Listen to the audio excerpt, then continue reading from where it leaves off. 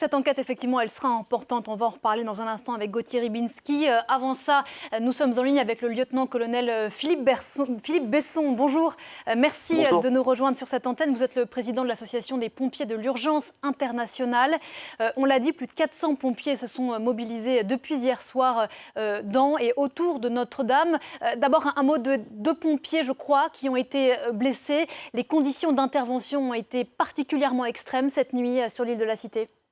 Oui, on peut dire que c'est un feu absolument extraordinaire, hein. Ça n'a rien à voir avec des feux d'immeubles qu'on peut rencontrer au quotidien. C'est une structure monumentale, des dimensions très très importantes, des hauteurs, la hauteur de flèche de plus de 90 mètres.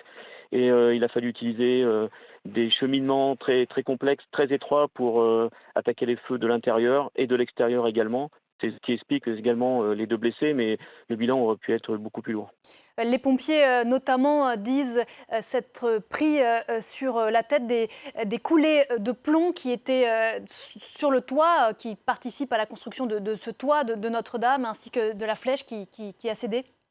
Oui, ce n'est pas surprenant puisque le plomb et le zinc qui constituent également une partie de la toiture à partir de 300 à 400 degrés commencent à fondre et créent une espèce de magma qui tombe sur les intervenants. Donc c'est vrai que c'est extrêmement dangereux et on peut rencontrer ça lors de feux dans des bâtiments monumentaux.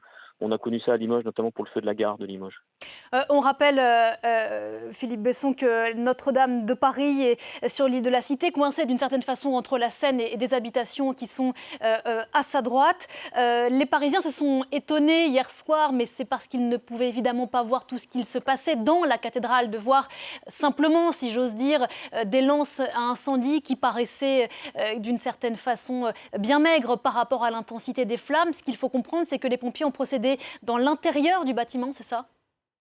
Ils ont procédé à la fois de l'extérieur avec des échelles aériennes et des bras élévateurs qui allaient même jusqu'à 45 mètres de hauteur et également par l'intérieur. Donc on ne peut pas disposer de moyens pour tous les types de feux non plus de cette ampleur parce qu'avec des hauteurs de 90 mètres, on n'a aucune échelle qui permet d'atteindre les 90 mètres. Donc la tactique des pompiers de Paris, je pense, était notamment de protéger les murs pour éviter qu'il y ait des effondrements ultérieurs et surtout de protéger les deux beffrois et la façade principale pour éviter une ruine complète du bâtiment. Voilà, les deux beffrois qui sont chacun dans les deux tours de la façade ouest de Notre-Dame et qui sont effectivement toujours debout ce matin. Un mot de cette polémique lancée notamment par le président américain qui très tôt a demandé sur Twitter pourquoi des Canadair n'avaient pas été utilisés. On a compris assez rapidement que ça aurait mis très en danger la structure de la cathédrale. Exactement, oui. Déjà, les Canadair sont utilisés pour des feux de végétation et des feux de forêt. Et larguer 6 tonnes d'eau sur un bâtiment du type Notre-Dame de Paris, ça aurait provoqué la ruine complète du bâtiment et des dégâts considérables, y compris des dommages collatéraux sur les bâtiments d'à côté. Donc, ce n'était pas du tout la bonne solution. Je pense que la tactique utilisée par les pompiers de Paris de protéger la structure principale et de protéger les deux beffrois et la façade principale a porté ses fruits puisque la structure en elle-même principale est protégée. Un dernier mot, on a entendu au début de ce journal l'inquiétude notamment de Laurent Nunez concernant la structure de la cathédrale qui est donc toujours debout ce matin. C'est la chaleur des flammes qui peut fragiliser sur le long terme la construction ? Bah, écoutez, la pierre qui constitue le bâtiment et Notre-Dame a été chauffée très fortement par l'ampleur du sinistre. Elle a ensuite été refroidie par les lances à incendie.